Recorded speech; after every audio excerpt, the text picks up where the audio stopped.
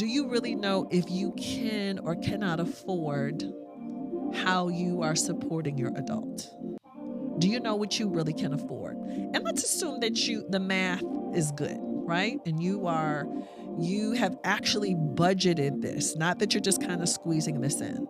But if you aren't fully maximizing your retirement, that you aren't saving the way that you need to be saving, once all of that is done, I want to make sure that you have factored that in first, that you have factored yourself in first.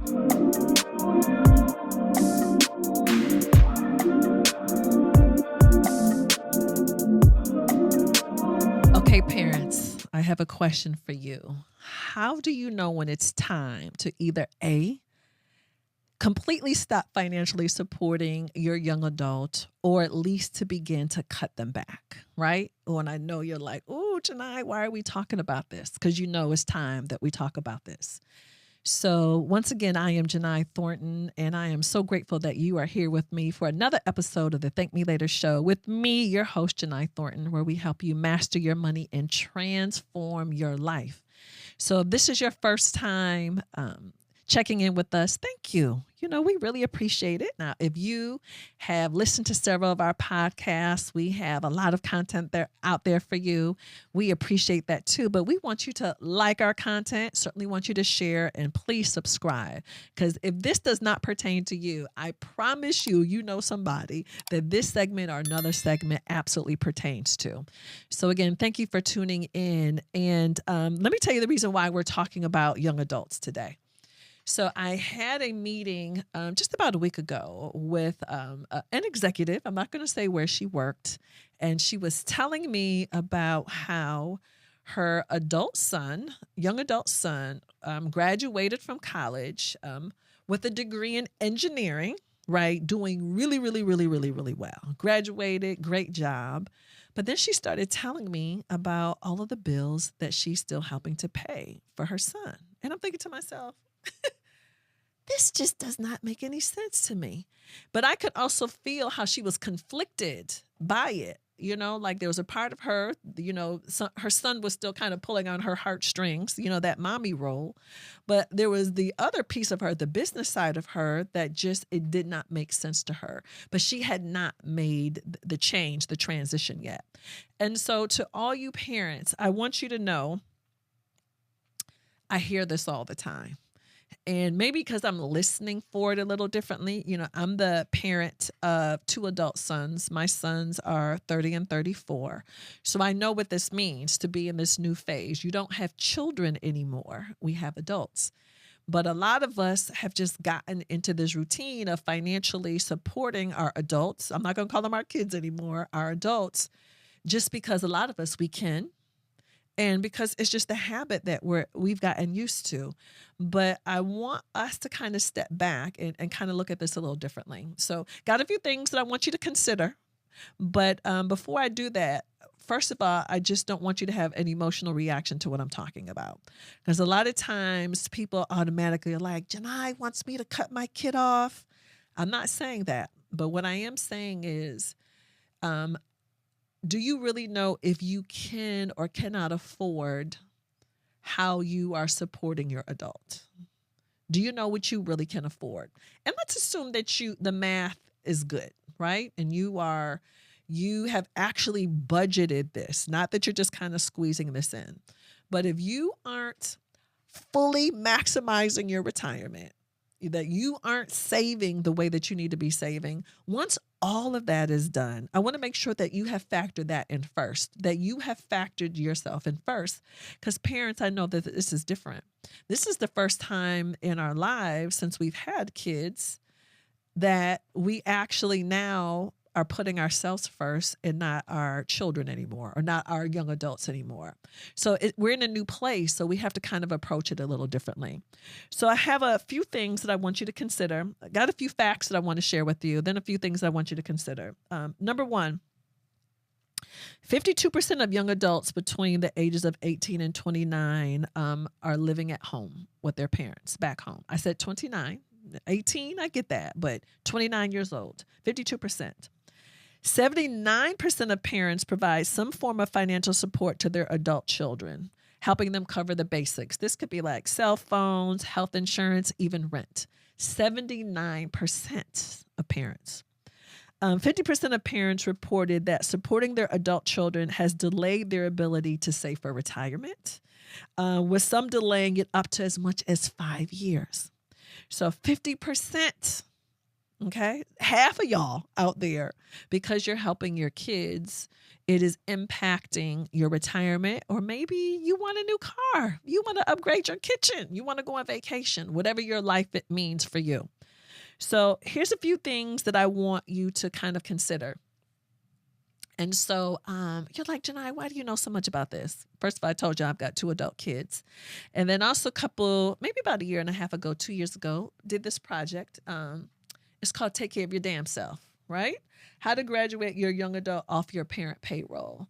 And the title is shocking for a reason, because I know a lot of us need to kind of get grabbed to understand that we're going to have to make some changes.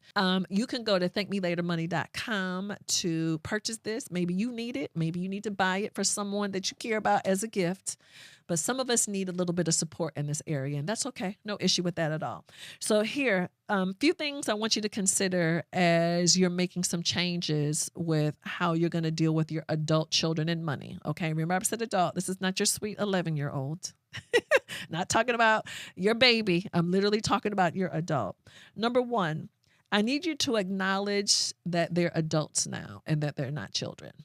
And I don't know what it is. That's something I even had to learn. Like, you see them, as like they're still these little people. And I want you to know that literally y'all are like eye to eye. You all are adults now. Certainly you've lived longer, have had some more experiences, but I don't want you to approach them like they're your little kids anymore. So I don't know what emotional work you're going to have to do. And trust me, this is something my husband, David, had to call me out about, particularly with our oldest son. And he was like, listen, he's not a baby. So please stop calling him that, right? Because, you're like, oh, that's my baby. Please stop. So please stop using those cute little words. They're actually adults now, okay? Number 2, I need you to be thoughtful about preparing them for life without you. So again, this is not to be negative, but you may have a life event where you may not be able to support your kids the way that you want to. Something might happen, job loss, illness. You need them to be self-sufficient and independent. We are not always going to be here, parents. So it is really important that we are raising self-sufficient, independent adults. So that is the goal in mind. And we don't want to do anything to hinder that. All right. So remember, ultimately, that's the promised land for our kids. So don't lose sight of that. Number 3, evaluate what you actually can afford to contribute. Because a lot of times I see y'all just making miracles, right? I remember my mom out there just like whatever, by any means necessary. And I need you to literally do some math to determine, based on your life, your budget, what you can and cannot afford to do. All right. So that's just basic math. What you got coming in and what's going out based on your priorities and needs first. There is no financial aid for retirement. All right. You are in charge of that. So I want to make sure that you are literally looking at your budget and being mindful of that before you're automatically saying yes and making miracles happen for your adults. Number 4, phase out your support gradually. So I know a lot of times out of frustration, we are like cutting our kids off, or we're cutting our adults off, excuse me. But my suggestion is that you look at potentially stepping them down versus cutting them off abruptly. And what does that mean? If you're helping them pay 3 bills, you take it down to 2, you take it down to 1, and then it's eventually 0. I actually have a client who does really, really, really, really, really well. And when their child graduated from college, they had a very specific plan of what the step down would be. Conversation happened while their child was still in school. And so there was no surprises. And literally it was like a written agreement. This is what I'm helping you with now. After you finish, you have this many months to get settled, and then the step down is going to continue. So there was no question. So I'm cool with the step down, but literally having it out in writing where everyone is clear on what those dates are, I think that's super important. Number 5, please ask key questions before you just jump in and help. A lot of times I think it is just natural for us, like, I got it, no problem, versus saying, wait a minute, I need to see, based on what the challenge is, what are they thinking about to determine what the solution is? What are some options that they can do? Because remember, we need to make sure our young adults are problem solvers. They can't just bring their problems to us and drop them off. Want to make sure we're developing that muscle. So let's ask some key questions. Don't feel compelled to just jump in and fix it. It's okay if you need some time to assess the information before making a decision. Number 6, teach financial literacy instead of just giving money. Now, I know this one, a lot of parents struggle with this one because they're like, I am not confident with my finances. How in the world am I going to teach my young adult? No matter where you are, and particularly sharing what you did wrong is very important. So I think exposure is key. Again, you don't have to be perfect. You don't have to be a financial advisor. You don't have to be an accountant. But exposing them for sure is going to be helpful. Because again, if they need some outside help, please let's make sure that they're getting that versus, again, you just jumping in and solving the problem. So again, you might not be the person to help them, but again, writing that check is not the answer. There's a ton of resources to learn about finances. And maybe that's something you and your adult do together, or maybe that's something that you're going to encourage them to do. But again, I don't want you just jumping in and saving the day.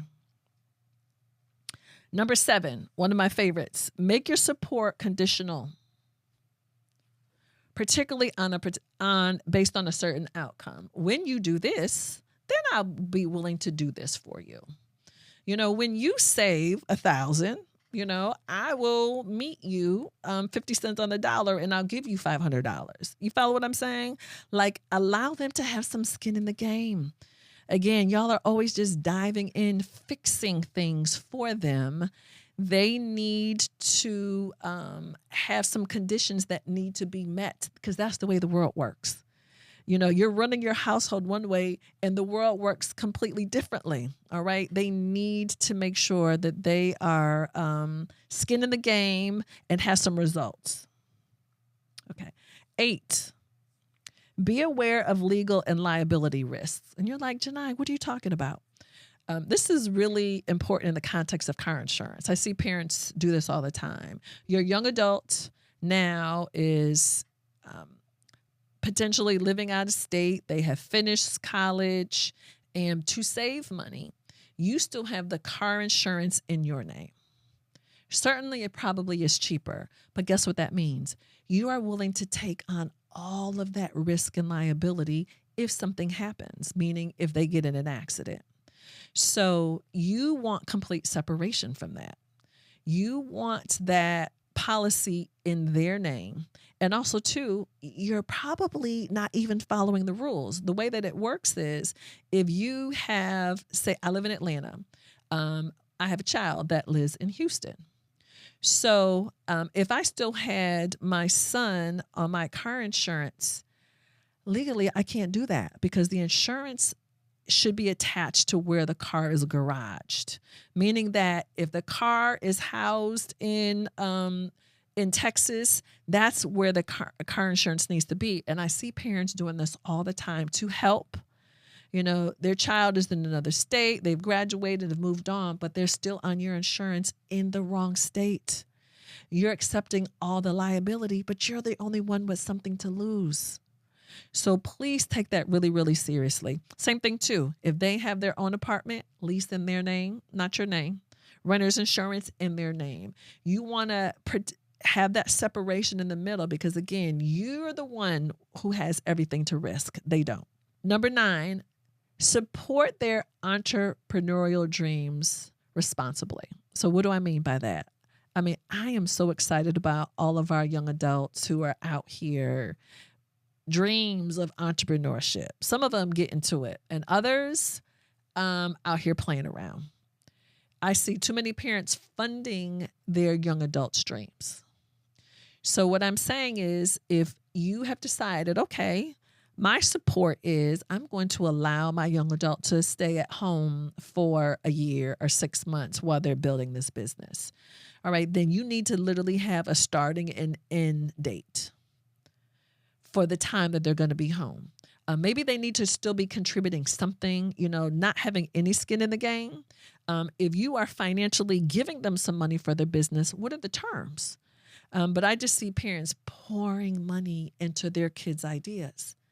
And so the kid there's nothing to lose, right? They're like, this is perfect. More money is coming in. They would make different decisions if that money was not available to them.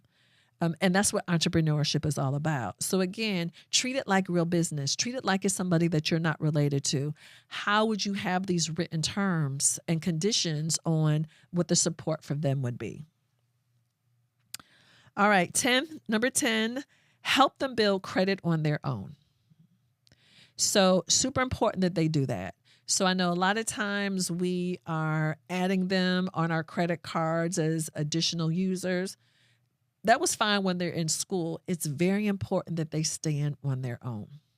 So how else are they going to get to the next level without doing that? So again, please take some time. I know it might cost more. They may have to get a secured credit card, whatever that is. But again, that separation allows them to stand on their own 2 feet. Always super happy to get some questions from the Thank Me Later community. And today we have a question from Jade from Milwaukee. Hey, Jade. And Jade says, hi, Jini. I'm struggling with feeling guilty about not supporting my adult child financially anymore. I've always felt it was my responsibility as a parent to help them out, but I know it's not sustainable for me. How can I overcome this guilt and start prioritizing my own financial well-being while still encouraging my child to become independent? And so it's funny, Jade, as I'm thinking about your question, I'm kind of having an emotional reaction because I felt the same way when it was time for me to begin to create that financial separation with my sons. I felt like I was letting them down. Like I wasn't being a good mother anymore. And then I just had to realize I had to work on me first.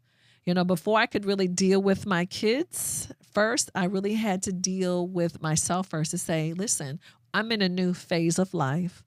I'm actually not mothering anymore. I am now guiding and coaching at this point. And as a coach, what is best? So, but again, the real work started with me first, and I would strongly suggest that. So I know I've been talking about our book, Take Care of Your Damn Self. Here we go. We got our cute little cover, Take Care of Yourself, Damn Self. But what's really important within the contents, we have about 8 different subject matter experts who are covering different topics. And one thing that immediately came to mind for me was Michelle Davis, who was our mindfulness expert. And it's like, why did you start with mindfulness? And we had to, because you have got to get yourself ready to prepare for this transition. Like we got them through the baby phase, into school, elementary, middle, high school. Like you had to prepare for each phase. You got to prepare for this phase too. All right. So we have some work to do. But, and if you need help with other topics like budgeting or saving or introduction to credit or how to calculate how much rent they need to pay or allowance that they need to pay, all of the things, financial aid, scholarships, organization, whatever it is, this will be a really, really good guide for you. So won't you lean into this? Maybe you and some of your friends who are in the same phase, y'all can do a little study group together. Go ahead and kind of get in that rhythm together. But thank you so much for your question. So I know I've said a lot, but those were 10 tips to really help you navigate beginning to create some separation and allow them to be financially independent, because ultimately that's the goal. We want to make sure that no matter what happens, they can take care of themselves. All right. So if you do need some additional support, listen, we got a great resource for you. Take care of your damn self, how to graduate your young adult off your parent payroll. Because remember, y'all, that's the goal for real. There's no shame in that. And if you have any questions about this topic, we would certainly love to hear from you and would love to know any suggestions that you have. Because I know a lot of different families have different strategies, but we would certainly love to share this with other families who are really having some challenges in this area. So please engage with our community, the Thank Me Later community, for more information. Please continue to follow me on social media at Jini Thornton. And one thing I'm going to ask of you before I go, I know I listed 10 things. I want you to pick at least 3 things that you're going to implement right away. I don't want you to wait. Okay, I didn't say 10. You can just pick 3 things. And I promise if you do, you will thank me later. Thank you all for tuning in for another episode of the Thank Me Later Show with me, your host, Jini Thornton, where we help you master your money and transform your life. I will see you next episode, everybody.